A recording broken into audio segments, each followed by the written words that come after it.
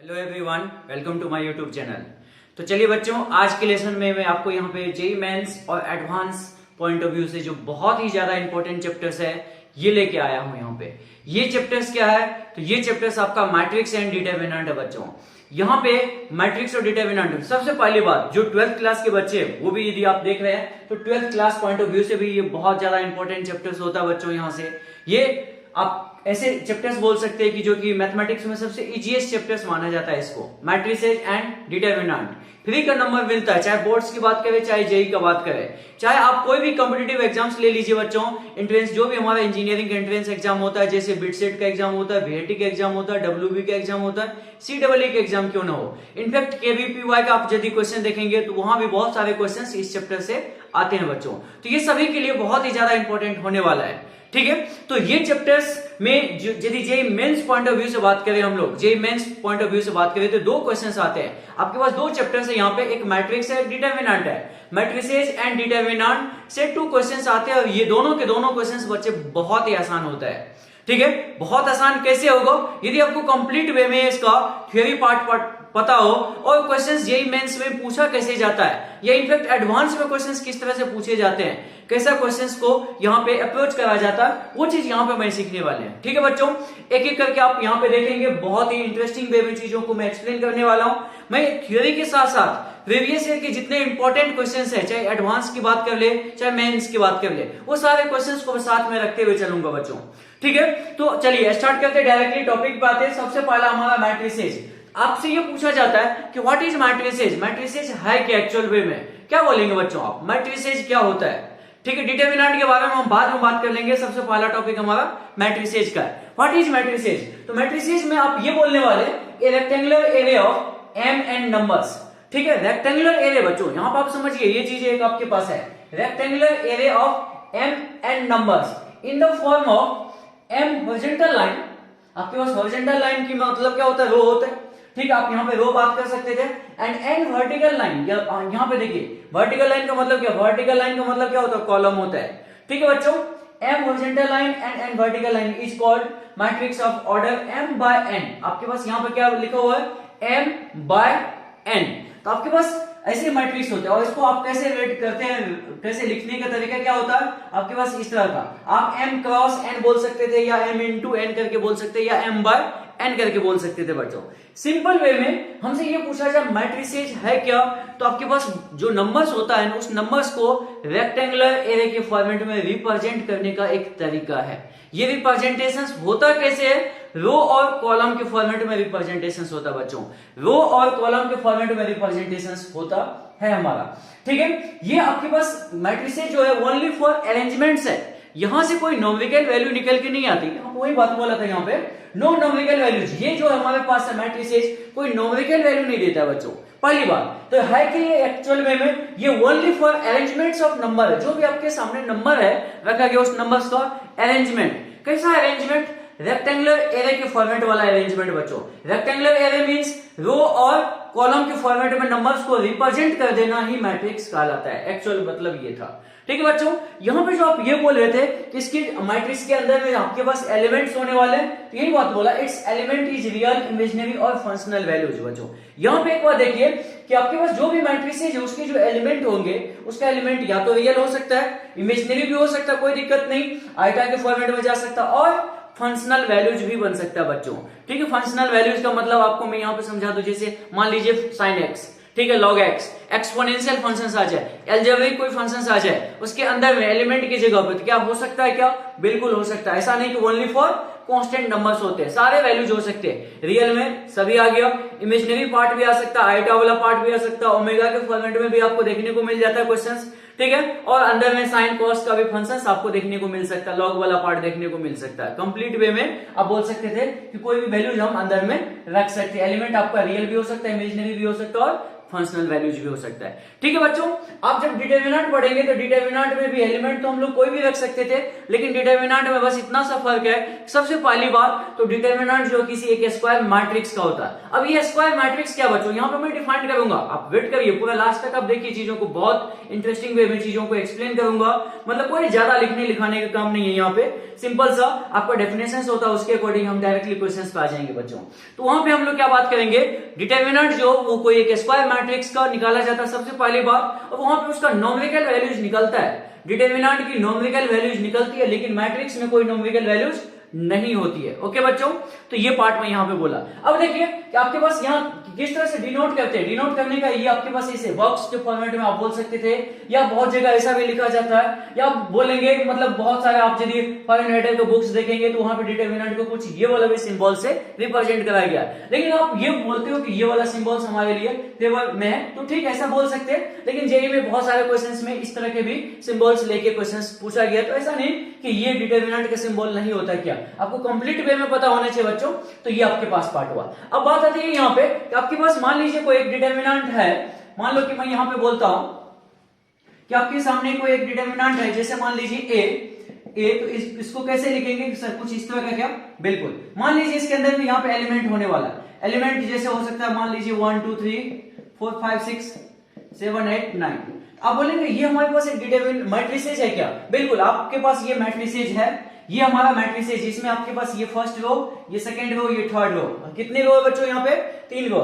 यहाँ पे आपके पास ये फर्स्ट कॉलम, ये सेकंड कॉलम, और ये क्या आपके पास थर्ड कॉलम है। ठीक है, तो आप ये बोल सकते थे कि आपके पास 3 इंटू 3, ये जो हम m इंटू n की बात करते हैं यहाँ पे, m आपके पास रो जो n क्या होता है बच्चों, कॉलम होता है। इट मींस ये फर्स्ट वाला हमारे पास क्या रो, आपके पास सेकंड वाला क्या, कॉलम। तो हमेशा मैट्रिक्स को रो इंटू कॉलम के फॉर्मेट में ही लिखा जाता है। पहला वाला पार्ट यहाँ पे जो भी दिखे वो रो होता है, सेकंड वाला पार्ट जो भी दिखे आपको कॉलम होता है बच्चों।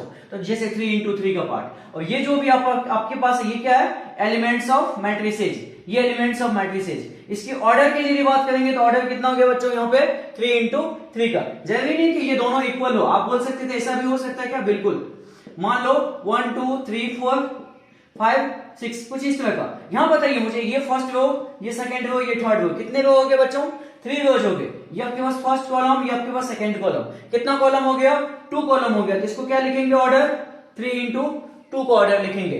3 into 2 means 3 row and 2 column, 3 row and 2 column का मीनिंग होता है बच्चों।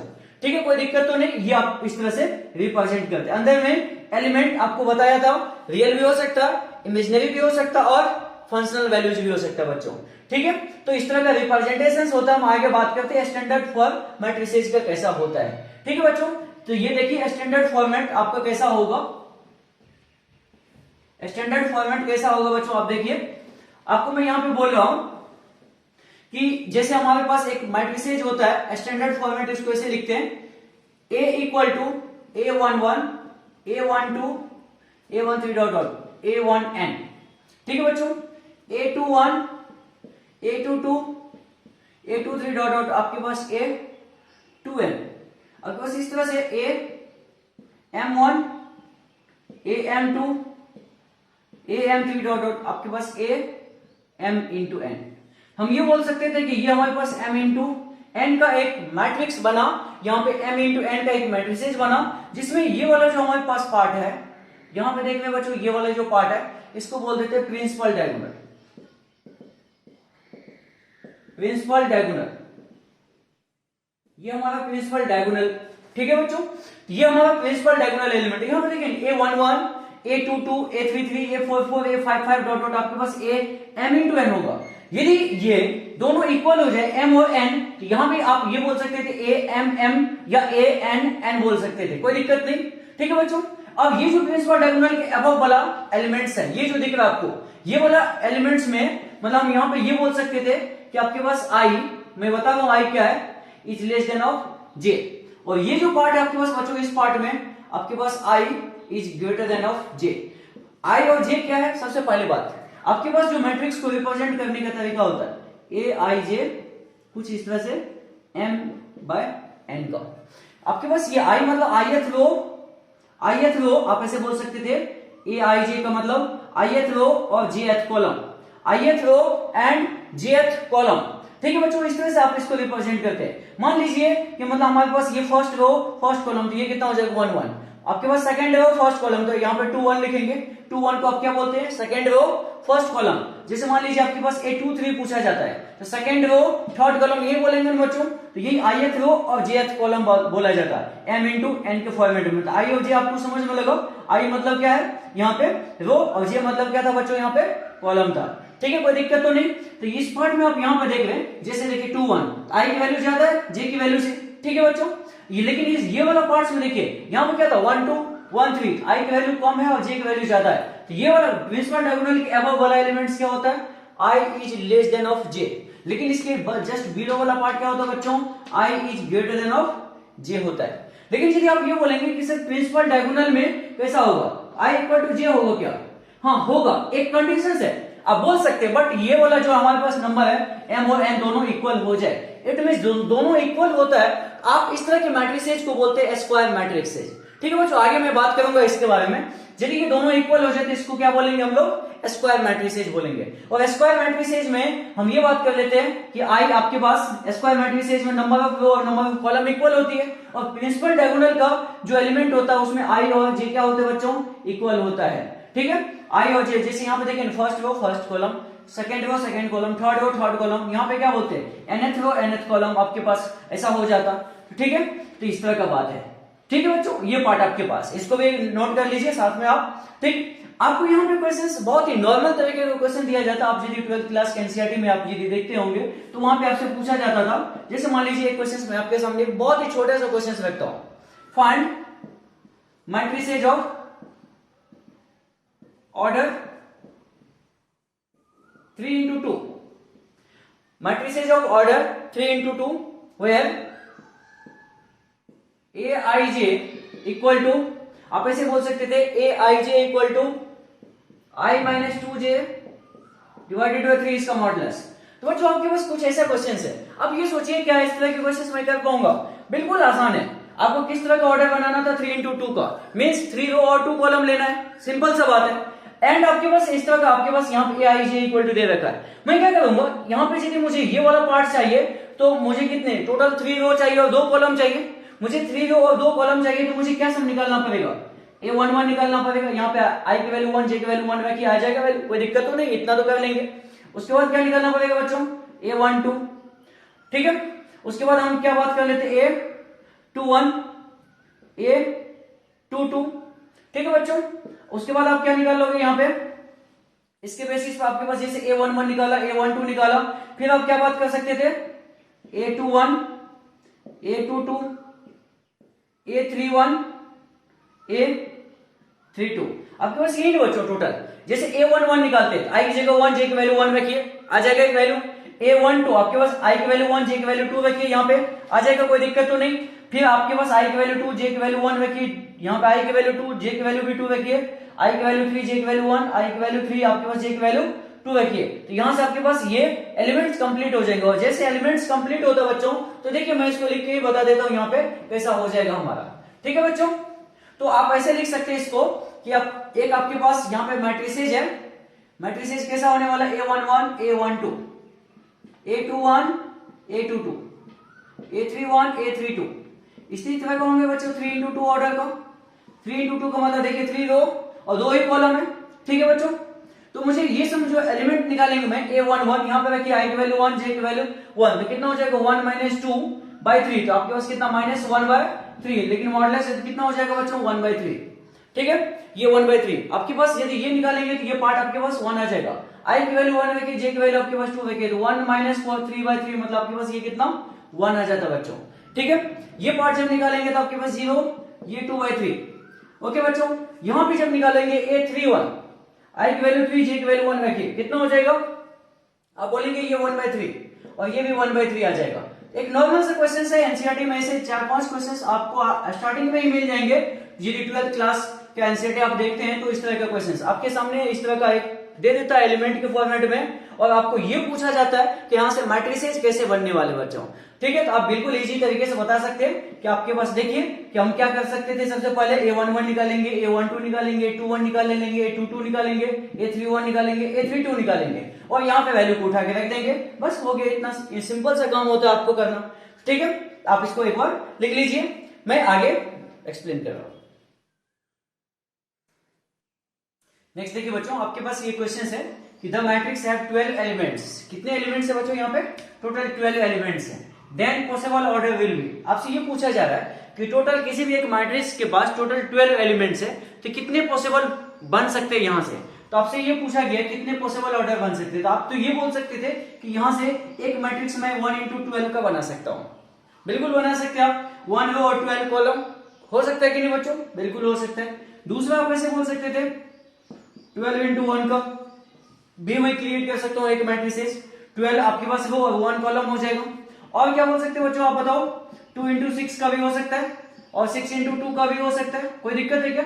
2 रो और 6 आपके पास कॉलम, 6 रो और 2 आपके पास कॉलम, ठीक है बच्चों। एंड आप ये भी बोल सकते थे 3 into 4 का भी बन सकता है। 3 into 4 का 3 रोज और 4 कॉलम। कोई दिक्कत है क्या बच्चों? बताइए। टोटल 12 एलिमेंट हो गए नहीं यहां से। एंड आप ये भी बोल सकते थे 4 into 3 का। इसके अलावा कोई पॉसिबल होगा क्या यहाँ पे बच्चों? बताइए। आप जैसे ये बोला आपके पास 1 हुआ, ये 2 हुआ, 3 हुआ, 4 हुआ, 5 हुआ, 6 हुआ, कितने पॉसिबल बन सकते हैं यहाँ से? टोटल 6। इसके अलावा कुछ भी आपको दिख रहा है तो बताओ मुझे, कैसे बना सकेंगे आप चीजों को? नहीं हो पाएगा ना। तो आपके पास यदि 12 एलिमेंट्स है तो टोटल पॉसिबल कितने बन सकते थे? 6 पॉसिबल ऑर्डर।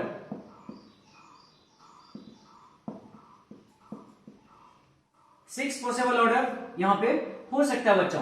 इस क्वेश्चंस में आप 6 पॉसिबल ऑर्डर बोल सकते हैं। कैसे? ये देखिए 1 2 3 4 5 एंड 6। आपके पास ये तो चलो 12 एलिमेंट था, तब मैं आपके सामने एक दो और एग्जांपल यहाँ पे सामने रख देता हूं। मान लीजिए आपके पास टोटल 18 एलिमेंट है, 18 एलिमेंट है। अब यहाँ पे मुझे बताइए कितने पॉसिबल ऑर्डर बन सकते हैं? क्या बना सकते हैं पॉसिबल ऑर्डर बच्चों यहाँ पे? 1 into 18 का, उसके बाद 18 into 1 का, 2 into 9 का, 9 into 2 का, ठीक है बच्चों। और क्या हो सकता है बताइए मुझे? अब बोलेंगे 3 into 6 को एंड 6 into 3 को। और बताइए बच्चों क्या हो सकता है? और आपके पास कोई हो सकता है क्या? आपके पास 18 है तो 1 into 18 ठीक है, समझ में आया। 18 into 1 भी ठीक है सर, समझ में लगा। 2 into 9 का, 9 into 2 का, 3 into 6 का, 6 into 3 का, ये भी ठीक है। क्या आप यहाँ पे 4 into कुछ बात कर सकते हैं क्या? 4 into कुछ बात कर सकते हैं क्या बच्चों? बताइए मुझे। नहीं ना, नहीं हो सकता। 5 से अब 6 में तो ये वाला पार्ट आ ही चुका है। 7 8 9 9 into 2, 2 into 9 ऑलरेडी पहले से हो चुका है। और कोई पॉसिबल ऑर्डर नहीं बन सकता यहां से। तो कितने यहां से हो गए? 1 2 3 4 5 6, यहां भी 6 पॉसिबल ऑर्डर हो गया।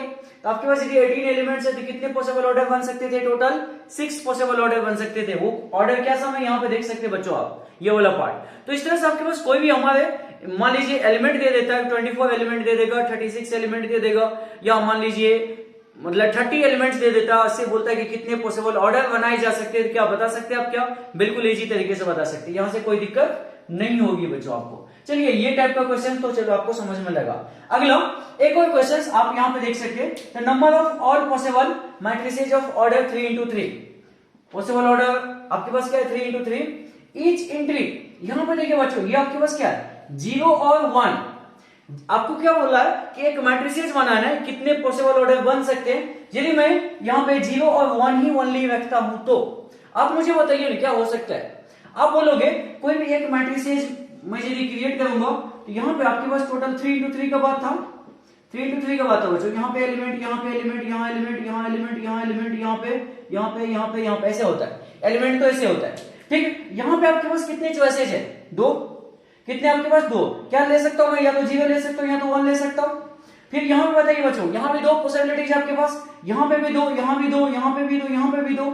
हर जगह मतलब आपके पास जितना भी प्लेसेज है, एलिमेंट का जो प्लेसेज है, उस प्लेसेज पे आपके पास क्या 2 चॉइसेज है। या तो मैं 0 ले सकता हूं या तो मैं 1 ले सकता हूं। एक एलिमेंट के पास 2 चॉइसेज है। टोटल कितने एलिमेंट होते हैं बच्चों? 9 एलिमेंट है। तो क्या बोलेंगे आप कि आपके पास यहां पे total possible ways, total possible matrices equal to आपके पास क्या? 2 into 2 into 2 कितना टाइम्स? 9 टाइम्स। तो 2 के बाद 9 हो जाएगा बच्चों। तो ये 512 आ जाएगा। यही आपका आंसर हो जाता है बच्चों। ठीक है, कोई दिक्कत नहीं। ये तो आपने इस तरह से करके दिखाया, लेकिन आप इसको एक फॉर्मूला के फॉर्मेट में ऐसे बोल सकते हैं बच्चों। फॉर्मूला के फॉर्मेट में क्या कि डायरेक्टली आप ये बोल सकते हैं total possible matrices equal to 2 को पावर m इंटू n होता है। क्या बच्चों 2 को पावर m इंटू n होता है। आपके पास m इंटू n यहाँ पे कितने थे 3 इंटू 3 थे, तो 2 को पावर 3 इंटू 3 देखिए 2 को पावर 3 इंटू 3 कितना हो गया बच्चों 2 को पावर 9, और 2 को पावर 9 कितना होता है अभी बताया आपको 512 होता है। तो आप ये वाला फॉर्मूला भी बोल सकते थे। आप नोट कर लीजिएगा यहाँ पे कि टोटल पॉसिबल ऑर्डर्स क्या हो सकता है किसी भी मैट्रिसेज का, यदि आपके पास यहाँ पे 2 ही एलिमेंट था 0 और 1 था। मान लीजिए कोई ये बोलेगा क्वेश्चन थोड़ा चेंज करके दे देता है 0 1 और एक और एलिमेंट कोई दे दिया, आपके पास 3 पॉसिबिलिटीज है, तब यहाँ पे क्या बोलेंगे 3 के पावर m इंटू n। यदि आपके पास 4 एंट्रीज हो सकती है तो 4 के पावर m इंटू n हो सकता है। तो बच्चा यहाँ पे समझिएगा फॉर्मूला क्या था ये समझने की कोशिश करना। आपके पास क्या कि मैं सीधे ये बोलता हूं कि टोटल आपके पास मैट्रिसेज निकालना है, टोटल पॉसिबल मैट्रिसेज निकालने हैं, तो आपको एक फॉर्मूला बन गया 2 को पावर m इंटू n। 2 क्यों? क्योंकि आपके पास ओनली 2 एंट्रीज था 0 और 1, 3 एंट्रीज होता तो 3 के पावर m इंटू n जैसा आप बात कर सकते थे, कोई दिक्कत नहीं होगी आपको। तो इसके हिसाब से आप ये क्वेश्चन बहुत ही इजीली तरीके से बता सकते हैं। ये तो फॉर्मूला था, लेकिन यहाँ पे आपको एग्जैक्ट लॉजिक भी बताया। ईच एंड एवरी एलिमेंट के पास 2 ही चॉइस है, यदि 3 एंट्रीज होता तो ईच एंड एवरी एलिमेंट के पास 3 चॉइसेस होती है, तो 3 इंटू 3 इंटू 3 आपके पास कितने तक 9 तक, तो 3 के पावर 9 हो जाता है। यदि यहाँ पे 3 एंट्रीज होती तो 2 एंट्रीज है तो कितना 2 के पावर 9 हो गया। ओके बच्चों, आप इसको एक बार नोट करिए। नेक्स्ट देखिए बच्चों, हम लोग टाइप्स ऑफ मैट्रिसेस के बारे में बात कर लेते हैं। ये टाइप्स ऑफ मैट्रिसेस मैं यहाँ पे आपको बहुत ही सिंपलेस्ट तरीके से समझाने की कोशिश कर रहा हूं, समझना। ठीक है बच्चों, अब देखिएगा आपको मैं सबसे पहले यहाँ पे लेके आता हूं टाइप्स ऑफ मैट्रिसेज में। आपके पास मैट्रिसेज का ऑर्डर क्या होता है बच्चों m इंटू n का होता है, ठीक है ना। आपके पास ये रो और ये आपके पास क्या है कॉलम है। यदि मैं यहाँ पे बात कर लूं कि n इक्वल टू 1 हो जाए तो क्या होगा, n इक्वल टू 1 हो जाए तो कैसा होगा। यहां पे देखिए m ग्रेटर देन n हो जाए तो कैसा बात करेंगे, m लेस देन n हो जाए तो कैसा बात करेंगे। चौथा में m इक्वल टू n हो जाए तो कैसा बात करेंगे, और m not equal to n हो जाए तो कैसा बात करेंगे। मैं इतने सारे यहाँ पे बात यहाँ पे एक करके लिख रहा हूं, आप समझने की कोशिश करना। मैं क्या बोला कि टाइप्स ऑफ मैट्रिसेज में मैट्रिसेज आपके किस ऑर्डर का m इंटू n का होता है, ठीक है बच्चों। अब यहाँ पे समझिए कि मैं सबसे पहले m इक्वल टू 1, m का मतलब क्या रो आपके पास क्या बच्चों रो। यदि आपके पास किसी एक मैट्रिसेज के पास ओनली 1 रो होता है, ओनली 1 रो का मतलब क्या कैसा अपीयरेंस दिखेगा आपको 1 2 3 4 5 इस तरह का कुछ बच्चों, इस तरह का।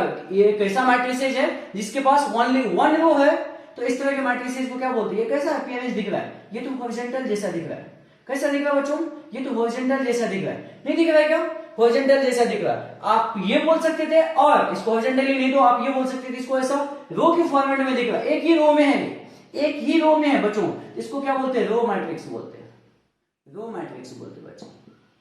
यदि आपके पास किसी मैट्रिक्स के पास ओनली 1 रो होता है तो उसको रो मैट्रिक्स बोलते हैं। आप एग्जांपल के फॉर्मेट में ऐसा दिखा सकते हैं आप, ठीक है बच्चों। यहां पे देखिए जब मैं ये बोलता हूं और इसको ऐसे लिखते हैं, मतलब इसी तरह का, ये आपके पास एक एग्जांपल है, एग्जांपल के फॉर्मेट में आप ऐसे लिख लीजिएगा कि आपके पास है 1 2 3 4, इतना ही रहने तो 1 2 3 4, ठीक है बच्चों, ये पार्ट आपके पास। तो यदि किसी एक मैट्रिक्स के पास ओनली 1 रो होता है तो उसको क्या बोलते हैं, रो मैट्रिक्स बोलते हैं। यहां पे देखिए second number n equal to 1 है, n मतलब आपके पास क्या बच्चों कॉलम। यदि किसी एक मैट्रिक्स के पास ओनली 1 कॉलम होती है तो इसको कॉलम मैट्रिक्स बोलते हैं, कॉलम मैट्रिक्स बोलते हैं, ठीक है बच्चों। इसको आप क्या बोलते हैं, कॉलम मैट्रिक्स बोलते हैं। कॉलम मैट्रिक्स मतलब कैसा, जिस इस तरह का 1 2 3 4 ऐसा कुछ। एक ऐसा मैट्रिक्स जिसके पास ओनली 1 कॉलम होता है, एक ऐसा मैट्रिक्स जिसके पास ओनली 1 कॉलम होता है उसको क्या बोलते हैं बच्चों, कॉलम मैट्रिक्स बोलते हैं। रो मैट्रिक्स क्या था, एक ऐसा मैट्रिक्स जिसके पास ओनली 1 रो होता है। यहां पे देखिएगा आपके पास m ग्रेटर देन n है बच्चों, m ग्रेटर देन n मतलब आपके पास रो की वैल्यू ज्यादा है कॉलम से। कोई एक मैट्रिक्स ऐसा मुझे बताइए जिसमें रो ज्यादा है, तो 1 2 3 4 5 6 रो ज्यादा है कॉलम से। रो कितने बच्चों यहाँ पे 3, कॉलम कितने यहाँ पे 2, तो क्या यहाँ पे m ग्रेटर देन n है, तो ये वाला जो पार्ट है इस तरह का आपके पास जो मैट्रिक्स बनता है इसको क्या बोलते हैं बच्चों, यहाँ पे इसको बोलते हैं vertical matrix, vertical matrix. Okay बच्चों, इसको क्या बोलते हैं, वर्टिकल मैट्रिक्स। लेकिन यहां पर देखिए m की वैल्यू क्या है आपके पास, लेस है n से, इट मींस यहां कैसा होगा, रो कम है 1 2 3, 247 कुछ ऐसा। ये कैसा दिखेगा आपको? ये तो वर्टिकली दिख रहा था, यहाँ पे देखिए अपीयरेंस कैसा था, वर्टिकली था तो वर्टिकल मैट्रिक्स बोला। ये कैसा है? हॉरिजॉन्टली जैसा है तो इसको बोलते हैं हॉरिजॉन्टल मैट्रिक्स। हॉरिजॉन्टल मैट्रिक्स बच्चों, हॉरिजॉन्टल मैट्रिक्स किसको बोलते हैं? आप कैसे डिफाइन कर सकते हैं? एक ऐसा मैट्रिक्स जिसमें रो जो है कॉलम से लेस होता है, मतलब नंबर ऑफ रो और नंबर ऑफ कॉलम में कौन से ग्रेटर है बच्चों? Number of column greater. यहाँ पे देखिए नंबर ऑफ कॉलम कितने? 3, नंबर ऑफ रो कितने? 2। लेकिन वर्टिकल मैट्रिक्स में क्या बोलेंगे? नंबर ऑफ रो ज्यादा होना चाहिए नंबर ऑफ कॉलम से। ठीक है बच्चों, अगला पार्ट मैं यहाँ पे बोल देता हूँ कि m इक्वल टू n हो जाता है। जब m इक्वल टू n होता है तो यहाँ पे ही तो सबसे मेन बात है, यही तो मुझे आगे पूरा कंप्लीट वे में पढ़ाई करना है मैट्रिसेज में, डिटरमिनेंट में। ये होता है square matrix, square matrix. Okay बच्चों, ठीक है, ये स्क्वायर मैट्रिक्स। और यदि नॉट इक्वल टू होता है m not equal to n तो ये बोलेंगे ये सब भी तो नॉट इक्वल टू के केस में ही था जैसा कि बोल सकते थे, इसको बोलते हैं रेक्टेंगुलर मैट्रिक्स। रेक्टेंगुलर मैट्रिक्स बोलते हैं बच्चों इसको। ठीक है, ये आपके पास रेक्टेंगुलर मैट्रिक्स हो गया। अब देखिए यहाँ पे बस मैं डेफिनेशंस लिखा नहीं, लेकिन आप समझ सकते चीजों को। नंबर 1 से स्टार्ट कर लेता हूं। यदि आपके पास कोई एक ऐसा मैट्रिक्स जिसमें ओनली 1 रो होता है तो रो मैट्रिक्स, ओनली 1 कॉलम होता है तो column matrix, number of row greater than number of column vertical, number of row less than number of column horizontal, number of row equal to number of column, number of row equal to number of column तो square, और number of row not equal to number of column तो rectangular matrix. Okay बच्चों, मुझे इस बात पे focus करना है, मेनली यहां पे फोकस करना है, तो मैं इसके बारे में आगे और डिटेल बात करता हूं।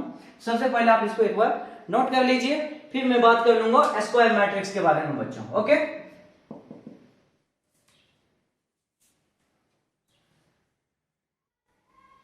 हाँ नेक्स्ट देखिए बच्चों, यहाँ पे मैं बात कर लेता हूँ स्क्वायर मैट्रिक्स के बारे में। स्क्वायर मैट्रिक्स किसको बोलते हैं? अभी अभी आपको बताया कि नंबर ऑफ रो और नंबर ऑफ कॉलम यदि इक्वल होता है तो उसको हम स्क्वायर मैट्रिक्स बोलते हैं। सबसे पहली बात, आपके पास जितने रो होंगे उतना ही कॉलम होने वाला। मान लीजिए 3 रो तो 3 column.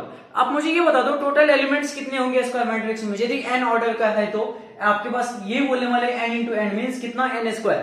Total number of elements कितने बच्चों? n स्क्वायर हो जाते हैं। चलिए यहाँ पे मैं बात कर लेता हूँ स्क्वायर मैट्रिक्स के टाइप्स में। इसका 2 कैटेगरी में इसको डिवाइड किया गया। पहला नंबर क्या था? ट्रायंगुलर। दूसरा नंबर क्या आपके पास? डायगोनल मैट्रिक्स बच्चों। ट्रायंगुलर मैट्रिक्स कैसा होता है बात कर लेते हैं, डायगोनल मैट्रिक्स कैसा होता है ये भी बात कर लेते हैं। सबसे पहले जो ट्रायंगुलर मैट्रिसेज है बच्चों, ट्रायंगुलर मैट्रिसेज में क्या बात होती है कि आपके पास सबसे पहली बात ट्रायंगुलर मैट्रिक्स क्या है? एक स्क्वायर मैट्रिक्स है।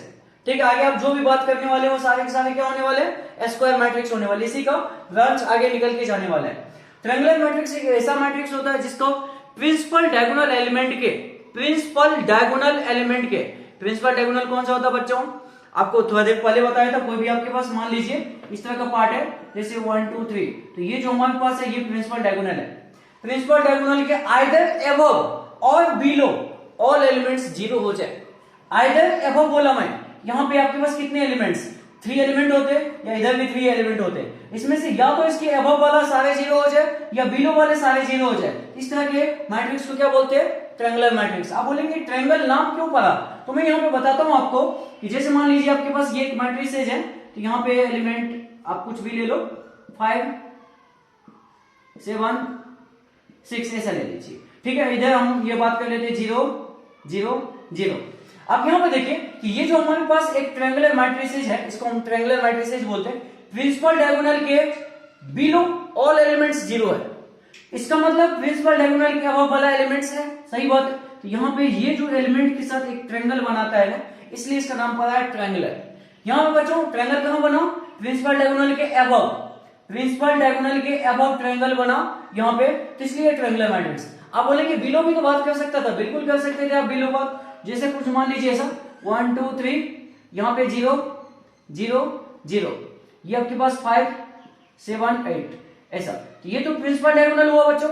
यहाँ पे देखिए ये वाला एलिमेंट जो भी आपके पास है ये ट्रायंगल फॉर्म कर रहा है, तो ट्रायंगल फॉर्म कर रहा है तो ये भी क्या हमारे पास ट्रायंगुलर होगा क्या? ये भी ट्रायंगुलर होगा क्या? बिल्कुल, ये दोनों के दोनों ट्रायंगुलर मैट्रिसेज हमारे, दोनों के दोनों ट्रायंगुलर मैट्रिसेज है हमारे पास। ठीक है, अब यहाँ पे बात आती है कि इस ट्रायंगुलर के भी टाइप होते हैं क्या? हाँ, इसके भी 2 कैटेगरी में डिवाइड किया गया। 2 कैटेगरी कैसा होता है बच्चों? यहाँ पे देखिएगा, इसको पहला को बोलते हैं अपर ट्रायंगुलर, अपर ट्रायंगुलर, और दूसरा वाला पार्ट को बोलते हैं lower triangular. Lower triangular, first वाला पार्ट क्या बच्चों अपर ट्रायंगुलर मैट्रिसेस, सेकंड वाला पार्ट क्या लोअर ट्रायंगुलर मैट्रिसेस होता है। ठीक, अपर ट्रायंगुलर में ये वाला पार्ट अपर में ट्रायंगल बन रहा है तो इसको बोलते हैं अपर ट्रायंगुलर। यहां पे देखिए बच्चों अपर में ट्रायंगल बन रहा है तो इसको क्या बोलते हैं अपर ट्रायंगुलर। यदि हमारे पास बिलो यहां पे प्रिंसिपल डायगोनल के जस्ट बिलो बने तो इसको क्या बोलते हैं बच्चों लोअर ट्रायंगुलर मैट्रिसेस बोलते हैं। तो सिंपल सा बात याद रखिए कि प्रिंसिपल डायगोनल के आइदर अबव और बिलो, यदि हमारा सारे के सारे एलिमेंट जीरो हो जाए आइदर अबव और आइदर बिलो, यहां पे देखिए बिलो बना यहां पे देखिए अबव बना, सारे एलिमेंट्स जीरो हो जाए तो इस तरह का मैट्रिसेस को बोलते हैं ट्रायंगुलर मैट्रिसेस। अब इसका भी दो कैटेगरी, पहला कैटेगरी था अपर ट्रायंगुलर, अपर ट्रायंगुलर में यहां पे क्या था प्रिंसिपल डायगोनल के अबव ट्रायंगल बन रहा था, इट मींस प्रिंसिपल डायगोनल के बिलो सारे एलिमेंट जीरो थे। यदि अबव में ट्रायंगल बनेगा तो बिलो जीरो हो जाएगा, और यहाँ पे देखिए बिलो में ट्रायंगल बना हुआ था अबव वाला सारे एलिमेंट्स क्या हो गया बच्चों यहाँ पे जीरो हो गया। ठीक है, तो ये हमारे पास क्या था बच्चों यहाँ पे अपर ट्रायंगुलर का, और ये किसका एग्जांपल है लोअर ट्रायंगुलर का एग्जांपल से। ठीक है बच्चों, आप ऐसा यहाँ पे बोल सकते हो।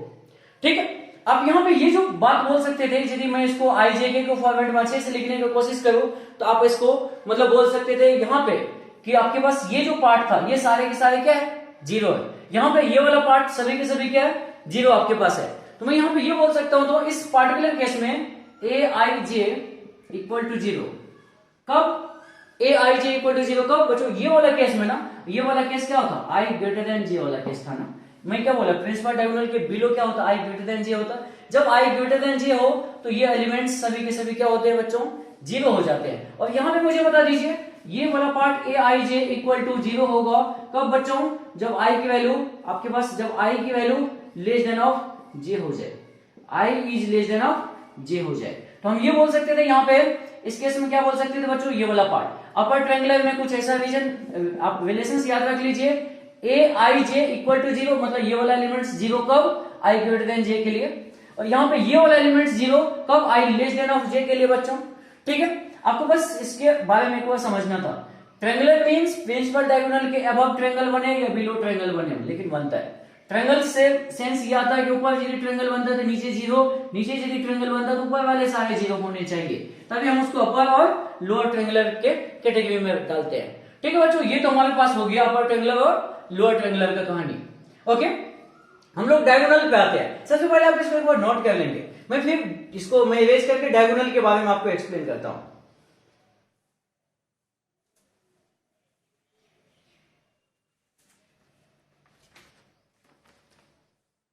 देखिए बच्चों, अब मैं डायगोनल के बारे में आपको यहां पे बात कर रहा हूं। डायगोनल मैट्रिक्स क्या होता है, आपको ट्रायंगुलर अभी समझाया।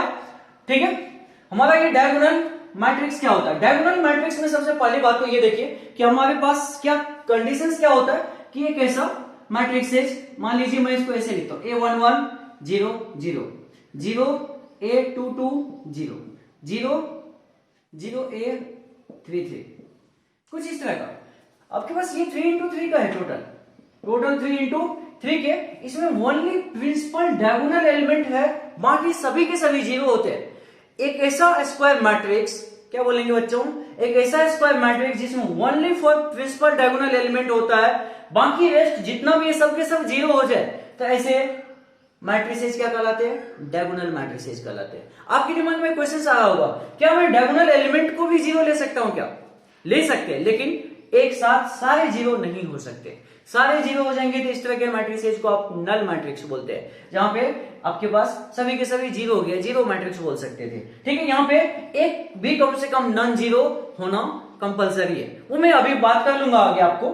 यहाँ पे मैं बोला डायगोनल मैट्रिक्स किसको बोलते हैं बच्चों, एक ऐसा मैट्रिक्स है जिसके only for principal diagonal elements होते हैं, बाकी सभी के सभी जीरो होता है, इस तरह के मैट्रिक्स को हम डायगोनल मैट्रिक्स बोलते हैं। अब देखिए डायगोनल मैट्रिक्स का भी कैटेगरी है, इसके भी दो कैटेगरी में इसको हम डिवाइड करते हैं। प्रिंसिपल डायगोनल के भी दो कैटेगरी, नंबर 1 कैटेगरी आपके पास स्केलर मैट्रिक्स, स्केलर मैट्रिक्स, ठीक है, एंड दूसरा नाम इसका है आप आइडेंटिटी मैट्रिक्स,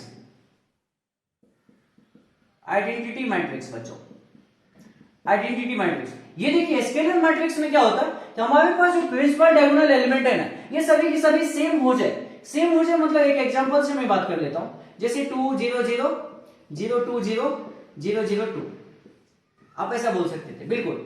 ये पार्ट आपके पास, ये क्या है, स्केलर मैट्रिक्स। स्केलर मैट्रिक्स का डेफिनेशन क्या बच्चों, एक ऐसा डायगोनल मैट्रिक्स जिसके प्रिंसिपल डायगोनल कि सारे एलिमेंट सेम हो जाए। सेम का मतलब हो सकता है 5 5 5 10 10 10 -3 -3 -3 2 2 2 ऐसा कुछ सेम हो जाए। इस तरह के मैट्रिक्स को क्या बोलते हैं बच्चों, स्केलर मैट्रिक्स बोलते हैं। समझ में लगाओ, स्केलर मैट्रिक्स किसका टाइप है, डायगोनल का टाइप है। डायगोनल किसका टाइप है, स्क्वायर का टाइप है। ठीक है, तो ये स्केलर मैट्रिक्स क्या स्क्वायर होता है क्या, बिल्कुल होता है। ठीक है, स्केलर मैट्रिक्स क्या डायगोनल होता है, बिल्कुल होता है सर। स्केलर मैट्रिक्स में कंडीशंस क्या, प्रिंसिपल डायगोनल एलिमेंट सेम हो, बाकी सारे जीरो हो, उसको बोलते हैं अपन। यहां पर देखिए आइडेंटिटी मैट्रिक्स। आइडेंटिटी मैट्रिक्स क्या बात करते हैं, या इसी को यूनिट मैट्रिक्स भी बोलते हैं आप, यूनिट मैट्रिक्स भी बोलते हैं बच्चों। यूनिट मैट्रिक्स ये क्या होता है, प्रिंसिपल डायगोनल के each and every element zero आपके पास कितना हो जाए, यहां पे 1 हो जाए। प्रिंसिपल डायगोनल के ईच एंड एवरी एलिमेंट्स कितना हो जाए बच्चों, 1 हो जाए। बाकी तो सारे जीरो होंगे।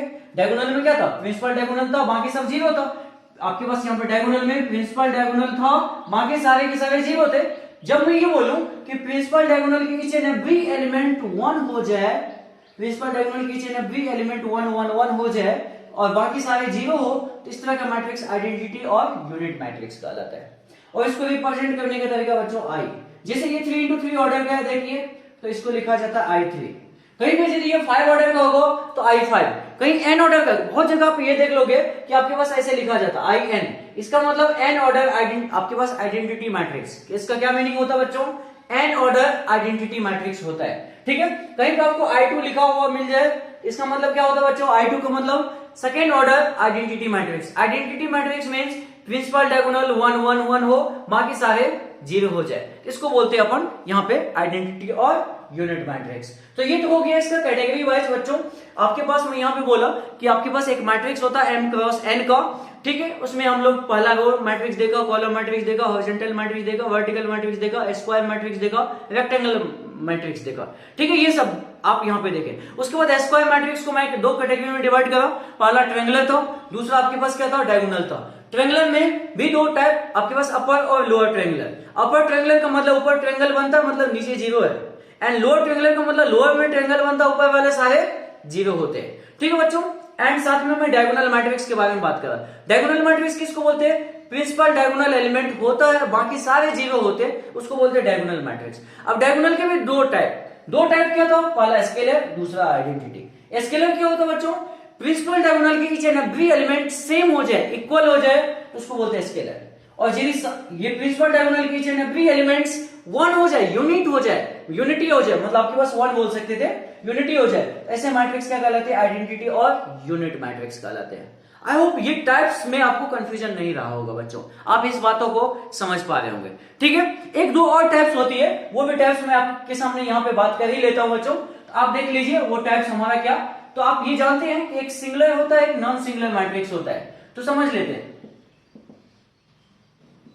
सिंगुलर मैट्रिक्स क्या होता है बच्चों, एक सिंगुलर मैट्रिक्स का मतलब क्या, कोई भी एक ऐसा मैट्रिक्स, पहली बात है स्क्वायर, कोई भी एक आपके पास ऐसा स्क्वायर मैट्रिक्स जिसका डिटरमिनेंट, मान लीजिए कोई एक आपके पास स्क्वायर मैट्रिक्स है 2 into 2 ऑर्डर का, या 3 into 3 ऑर्डर का, या 4 into 4 ऑर्डर का, इसका डिटरमिनेंट यदि जीरो हो जाए, किसी भी एक आपके पास स्क्वायर मैट्रिक्स का डिटरमिनेंट जब जीरो हो जाए, इस तरह के मैट्रिक्स को क्या बोलते हैं, सिंगुलर बोलते हैं बच्चों। क्या बोलते हैं, सिंगुलर मैट्रिक्स बोलते हैं। डिटरमिनेंट इक्वल टू जीरो हो जाए तो सिंगुलर बोलते हैं। अब बोलेंगे नॉन सिंगुलर भी होता है क्या, वो भी बता दीजिए सर। नॉन सिंगुलर मैट्रिक्स, अब एक ऐसा मैट्रिक्स जिसका determinant square matrix not equal to zero होता है, एक ऐसा स्क्वायर मैट्रिक्स जिसका determinant not equal to zero होता है, उसको क्या बोलते हैं बच्चों, नॉन सिंगुलर मैट्रिक्स बोलते हैं। तो ओके, आप यहां पे समझ पा रहे हैं कि singular means determinant equal to zero, non singular means determinant not equal to zero होता है। पहली बात तो सिंगुलर और नॉन सिंगुलर कैसे मैट्रिक्स होंगे, स्क्वायर मैट्रिक्स होंगे, बिकॉज मैं स्क्वायर मैट्रिक्स का ही ओनली फॉर डिटरमिनेंट कैलकुलेट कर पाऊंगा, अदरवाइज दूसरा कोई भी मैट्रिक्स का आप डिटरमिनेंट कैलकुलेट नहीं कर पाते बच्चों। तो इसलिए यहाँ पे ये जिस भी ऑर्डर का होगा दोनों सेम होंगे, 2 into 2 का, 3 into 3 का, 4 into 4 का, 5 into 5 का।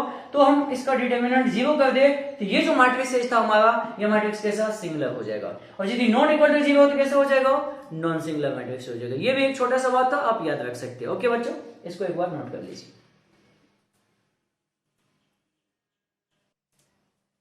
नेक्स्ट देखिए बच्चों यहाँ पे कि सबसे पहले तो ये आपका एक नॉट पॉइंट है यहाँ पे कि diagonal element can also be 0 but not all. मैं क्या बोल रहा था अभी, डायगोनल मैट्रिक्स के बारे में बात कर रहा था। डायगोनल मैट्रिक्स के आप डायगोनल मैट्रिक्स में मैं ये बात करूंगा कि डायगोनल एलिमेंट जो होता है, डायगोनल एलिमेंट जो होता है वो भी 0 हो सकता है, लेकिन सभी के सभी एक साथ नहीं हो सकते बच्चों। जैसे मान लीजिए आपके पास 3 into 3 का है, तो आपके पास टोटल 2 मतलब 3 डायगोनल एलिमेंट है, तो 3 में से 2 हो सकता है, लेकिन तीनों के तीनों एक साथ नहीं हो सकता। इस चीजों को कुछ क्वेश्चंस के माध्यम से समझते हैं। यहाँ पे देखिएगा बच्चों, क्वेश्चंस में ऐसा है कि minimum number of zeros in triangular matrix of order n, आपके पास कुछ ऐसा है। मुझे बताइए ये क्वेश्चंस के आंसर क्या होने वाला है। Minimum number of zero in triangular matrix. अभी भी मैं आपके सामने ट्रायंगुलर मैट्रिक्स एक्सप्लेन करा। ट्रायंगुलर मैट्रिक्स मींस क्या, एक ऐसा मैट्रिक्स जिसका प्रिंसिपल डायगोनल एलिमेंट के आइदर अबव और बिलो सभी के सभी 0 हो जाते हैं, यही ना बच्चों। तो कैसे क्वेश्चंस को सॉल्व करोगे, मुझे बताओ। कोई एक मैं ट्रायंगुलर मैट्रिक्स लेके बात कर लेता हूं। जैसे मान लीजिए A11 A12 dash dash dash, आपके पास A1n। मैं n into n ऑर्डर का बात किया तो n into n का ही बात कर लेता हूं। 21 A22 डॉट डॉट A2n। इस तरह से आप क्या बोल सकते थे, A n1 A n2 dot dot A n into n। आप कुछ ऐसा बोल सकते हैं बच्चों, ठीक है। तो ये किस ऑर्डर का हुआ, n into n ऑर्डर का हुआ। आप तो इस तरह का ये तो मैट्रिक्स बना लिए, लेकिन आपके पास ट्रायंगुलर मैट्रिक्स बनाने का बच्चों।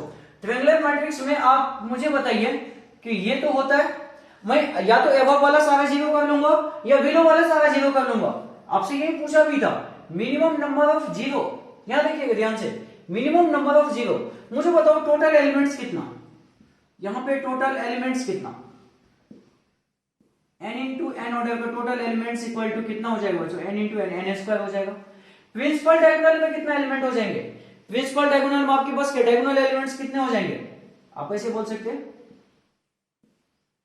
डायगोनल एलिमेंट कितने हो जाएंगे बच्चों, ये तो n है, यहां पे देखिए n है ये, ठीक है। टोटल आपके पास n स्क्वायर, ये वाला पार्ट n है। मुझे बताओ कि ये वाला पार्ट या तो यहां पे ट्रायंगल बन रहा होगा बच्चों, या तो नीचे में ट्रायंगल बन रहा होगा, ठीक। लेकिन मुझे ये पता है कि जितना एलिमेंट यहां उतना ही एलिमेंट यहां पे होने वाला। ये कितना, यहां पे कितना एलिमेंट था, नहीं पता सर, नहीं पता, x मान लेता हूं। तो यहां भी तो आप क्या बोलने वाले, इधर भी तो आपके पास कितना एलिमेंट होता है, x ही होता है, नहीं होता क्या। ये वाला x है, ये वाला n है, ये वाला अगेन x है, तो टोटल हो गया ना, टोटल कितना था, n स्क्वायर। तो एक सिंपल सा कंसेप्ट से ये बोल सकते थे कि मैं यहां पे क्या एक कंसेप्ट यूज कर रहा हूं। देखिएगा यहां पे कितने एलिमेंट, आप बोलेंगे नहीं पता, मैं क्या बोला, x एलिमेंट है, ठीक है। यहां पे प्रिंसिपल डायगोनल में कितने एलिमेंट बच्चों, ये तो आप बोल पाओगे n। और यहां पे कितना एलिमेंट, जितना यहां पे उतना ही यहां पे, x भी बोल दिया इसको भी। आप ये टोटल इक्वल टू कितना है, total equal to n square था, total equal to n square था। यहां से मुझे बताइए कि यहां से क्या हो गया, 2x equal to n square minus n हुआ ना, x इक्वल टू कितना हो गया बच्चों, n square minus n by 2 ना। x का मतलब क्या, या तो अबव सारे 0 होते या तो बिलो सारे 0 होते। यदि अबव सभी के सभी 0 होता तो वही तो x था, कितने 0 होते, इतना 0 होता।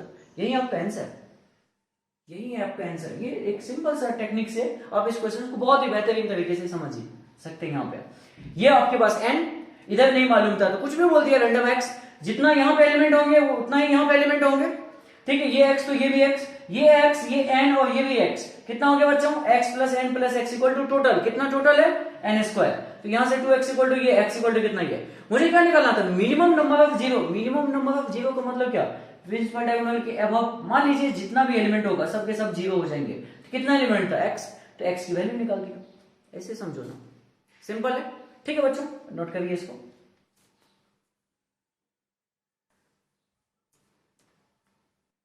नेक्स्ट क्वेश्चन देखिए बच्चों, maximum number of distinct entries in triangular matrix of order n। क्या बोला यहाँ पे, maximum number of distinct entries in triangular matrix. आपके सामने अगेन एक मैं ट्रायंगुलर मैट्रिक्स बनाता हूं, देखिएगा। ट्रायंगुलर मैट्रिक्स मतलब A11 आपके पास A12 डॉट डॉट A आपके पास 1n ऑर्डर एन था, कोई दिक्कत नहीं, A21, A22, A2n, इसी तरह से AN1, AN2 dot dot ANn। आपके पास कुछ ऐसा, ये n इंटू एन ऑर्डर के मैट्रिसेस है, ठीक है। ये वाला क्या था बच्चों, प्रिंसिपल डायगोनल था, ये प्रिंसिपल डायगोनल आपके पास है। मुझे यहां पे बोला है कि maximum number of distinct entries.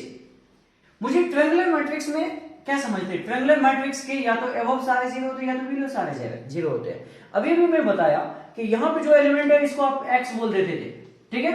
ये वाला पार्ट भी x ही हो जाता था, ये वाला पार्ट x था, ये वाला पार्ट भी x था, और इसमें n था, तो मैं यहां से निकाल पाया था x की वैल्यू। आपको अभी भी मैं बताया x plus n plus x equal to, आप टोटल लिखते थे n स्क्वायर, यहां से x की वैल्यू कितना आया था बच्चों, n square minus n by 2 आया था क्या ये, ठीक है। x की वैल्यू का मतलब क्या, प्रिंसिपल डायगोनल के अबव या प्रिंसिपल डायगोनल के बिलो। आपके पास कितने एलिमेंट्स थे, n square minus n by 2, या इतना जीरो बोलिए या इतना एलिमेंट्स बोलिए, यदि अबव जीरो होगा तो इतना यहाँ पे एलिमेंट्स होगा ऐसा कुछ, ठीक है बच्चों। मुझे निकालना था maximum number of distinct entries. Distinct entries का मतलब क्या है, तो ट्रायंगुलर, तो या तो अबव जीरो होंगे या बिलो जीरो होंगे। मान लो कि मैं बोलता हूं कि अबव ये कंप्लीट पार्ट जीरो था, ये वाला जितना भी है सब के सब क्या थे, जीरो थे, ठीक है। यहाँ कितना एलिमेंट होते, यहाँ पे डिस्टिंक्ट एलिमेंट कितना होते, x, यही ना, ये तो वैल्यू निकाल लिया ऑलरेडी, ठीक है। यहाँ पे डिस्टिंक्ट एंट्रीज इतने होते, यहाँ पे कितने होते बच्चों, ये टोटल कितना है यहां से यहां तक n। तो आप ये बोलते हैं अकॉर्डिंग टू यहाँ पे क्वेश्चंस, आपके पास कितना n square minus n by 2, ये वाला कितना बच्चों, n square minus n by 2 ना, टोटल इतना एंट्रीज है। अब ये भी निकाला था, ये वाला कितना n, और ये वाला कितना, ये तो सभी के सभी जीरो थे ना, ये जीरो बन गए थे, तो सारे जीरो मतलब जीरो, तो आपके पास सारे जीरो को मतलब जीरो में हम साइज तो देख के बात करेंगे ना, कि जितना भी जीरो है मान लीजिए सब तो एक ही एलिमेंट हुआ ना, एक एलिमेंट हुआ तो प्लस कितना हुआ। तो आपसे जो क्वेश्चन वो पूछा यहाँ पे maximum number of distinct entries, आपके पास कितने हो जाने वाले, ये पार्ट आ जाने वाले हैं। ये नहीं है maximum number of distinct entries, maximum number of distinct entries, okay बच्चों। तो इसको आप थोड़ा सा एलसीएम लेके अच्छे से सिंप्लीफाई करके लिख लेंगे, वही आपका फाइनल आंसर हो जाएगा। कितना हो जाएगा, n square plus n plus 2 divided by 2, कुछ ऐसा आ जाता है, ठीक है बच्चों। तो यही आपका आंसर हो गया, ओके। चलिए नोट करिए इसको। नेक्स्ट क्वेश्चन देखिए बच्चों, minimum number of zeros in diagonal matrix of order n। आपके पास कोई है एक डायगोनल मैट्रिक्स n ऑर्डर के, उसमें मिनिमम नंबर ऑफ जीरो पूछा है। सबसे पहले मुझे बताइए डायगोनल मैट्रिक्स कैसा होता है। आप बोलोगे A11 0 0, आपके पास इस तरह से लिखते जाइए 0 0, आपके पास यहाँ पे कितना A22 0 0, आपके पास 0, इधर ये कंटिन्यू चल रहा है 0 0 0 0। यहाँ पे क्या लिखेंगे बच्चों, ANN, n into n order का मुझे लिखना तो लिखो। ये वाला पार्ट आपके पास क्या, प्रिंसिपल डायगोनल। प्रिंसिपल डायगोनल वाले एलिमेंट क्या होते हैं, A11 A22 A33, यहाँ A33 dot dot A44 A55 and so on, कहां तक n इंटू एन ऑर्डर वाले बच्चों। आप समझ पाए इस तरह से, यहाँ पे बहुत सारे एलिमेंट है, टोटल n एलिमेंट्स था। मुझे यहाँ पे बोला है मिनिमम नंबर ऑफ जीरो, तो minimum number of zero, minimum number, maximum नहीं बोला बच्चा, मिनिमम बोला, तो क्या बोलेंगे यहाँ पे कितना एलिमेंट होता है। अभी थोड़ा देर पहले मैं बोला कि ये जो भी पार्ट है कितना, मान लीजिए x, इसको भी आप यहाँ पे कितना एलिमेंट होगा, x एलिमेंट होगा। तो मैं आपको बोला x plus n plus x equal to n square, तो ये x की वैल्यू कितनी थी बच्चों बताइए, x plus n plus x equal to n square, तो x इक्वल टू कितना था, n square minus n by 2, n square minus n by 2। तो यहाँ पे कितने जीरो है बच्चों, n square minus n by 2, यहाँ पे कितने zero, N square minus n by 2। तो आप यहाँ पे बोलेंगे मिनिमम नंबर ऑफ जीरो, तो यहाँ पे जितना जीरो और यहाँ पे जितना जीरो दोनों को ऐड कर लीजिए ना, तो आपके पास क्या हो जाएगा कि minimum number of zero equal to क्या बोलेंगे बच्चों, n square minus n by 2 plus n square minus n by 2, यही तो हो जाएगा और क्या होगा, ठीक है। तो minimum number of zero N square minus आपके पास एन बाई 2 और n square minus n by 2 कितना हो जाएगा, दोनों को आप ऐड कर देंगे तो ये n square by 2 n square by 2 कितना हो जाएगा बच्चों, एन स्क्वायर हो जाएगा माइनस ऑफ एन आ जाएगा, एन बाई 2 आपके पास एन हो जाएगा। तो कितना हो गया minimum number of zero, N square minus N आ गया, ठीक है। लेकिन इसी क्वेश्चंस में मिनिमम नंबर ऑफ जीरो के बदले में मैक्सिमम नंबर ऑफ जीरो पूछा जाता बच्चों। मैं आपको यहाँ पे मैक्सिमम नंबर ऑफ जीरो, मैं बोलता हूं इक्वेशंस के फॉर्मेट में आप चाहो तो लिख सकते थे maximum number of zero in diagonal matrix, diagonal matrix of order n है तो कितने हो जाएंगे बच्चों बताइए। आप बोलेंगे टोटल ये आपके पास ये डायगोनल मैट्रिक्स है, ये जीरो होगा सही बात है, ये भी जीरो होगा सही बात है। यहां पे टोटल कितने एलिमेंट थे, एन एलिमेंट थे। मैक्सिमम से मैक्सिमम क्या जीरो हो सकता है, ये टोटल एन में से कोई एक एलिमेंट को छोड़ के बाकी सब तो जीरो हो सकता है ना। तो आपके पास ये भी जीरो, ये भी जीरो, और यहाँ पे एन में से एक एलिमेंट को छोड़ के बाकी सब जीरो, तो आपके पास टोटल कितना होता था टोटल होता था एन स्क्वायर में से 1 को सब्ट्रैक्ट कर दीजिए ना, एन स्क्वायर माइनस 1, तो मैक्सिमम नंबर ऑफ जीरो बच्चों कितना हो जाएगा, ये वाला पार्ट हो जाएगा। तो आप ऐसे भी क्वेश्चंस बोल सकते थे, किसी भी एक डायगोनल मैट्रिक्स में मिनिमम नंबर ऑफ जीरोज कितने होते हैं, एन स्क्वायर माइनस एन होते हैं, और मैक्सिमम नंबर ऑफ जीरोज कितने होते हैं बच्चों, एन स्क्वायर माइनस 1 होता है। ठीक है, तो यहां पर मैं ये डायगोनल मैट्रिक्स का बात बोला, इससे पिछले वाला क्वेश्चन आपके पास क्या था, ट्रायंगुलर मैट्रिक्स से रिलेटेड था।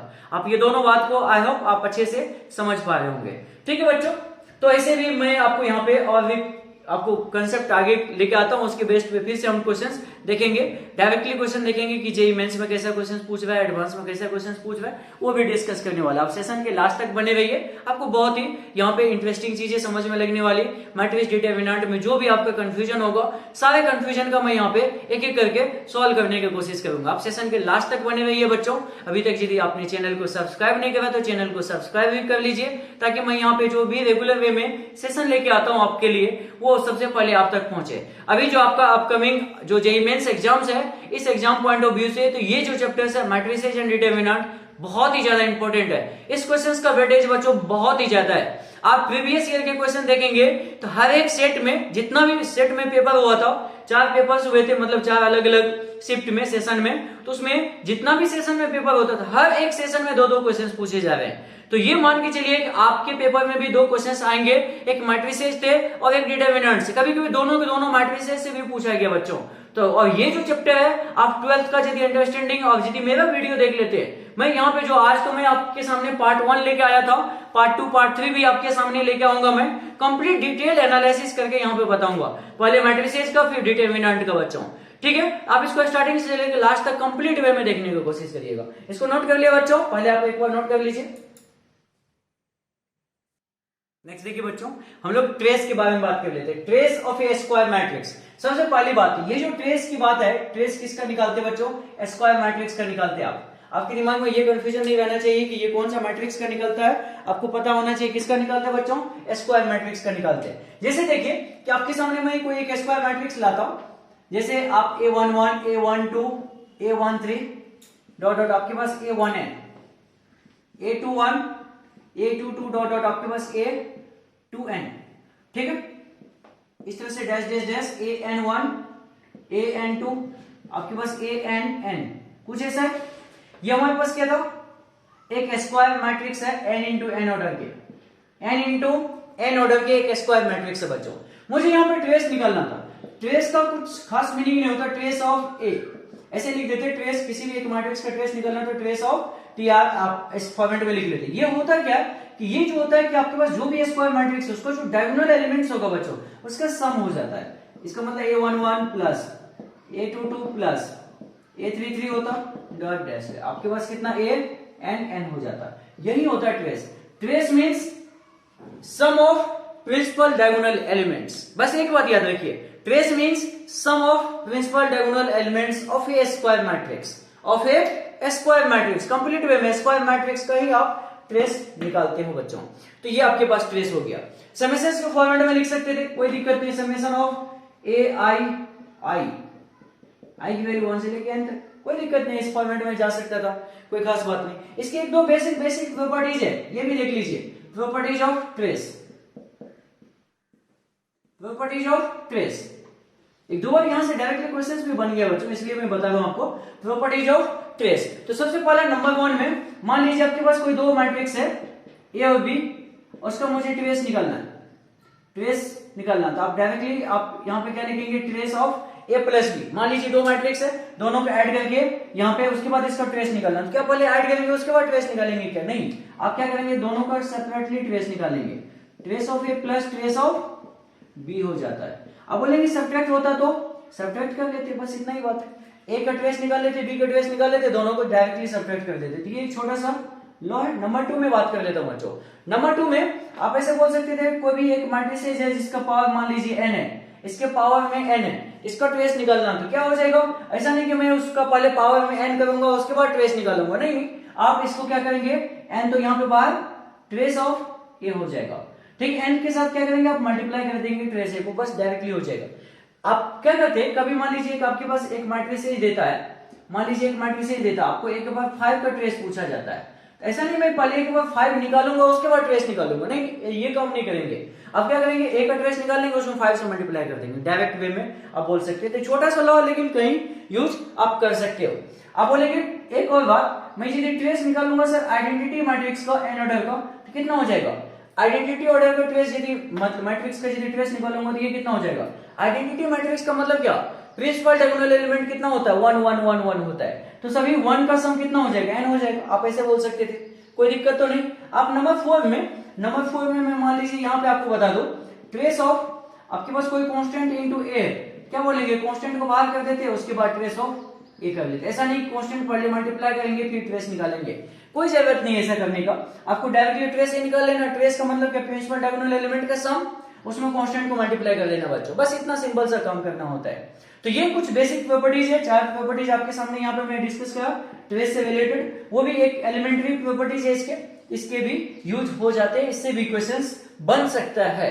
कैसे क्वेश्चंस बनता है मैं अभी आपको दिखाता हूं, देखिएगा। सबसे पहले आप इसको एक बार नोट कर लीजिए, मैं इससे रिलेटेड क्वेश्चंस आपको दिखा रहा हूं।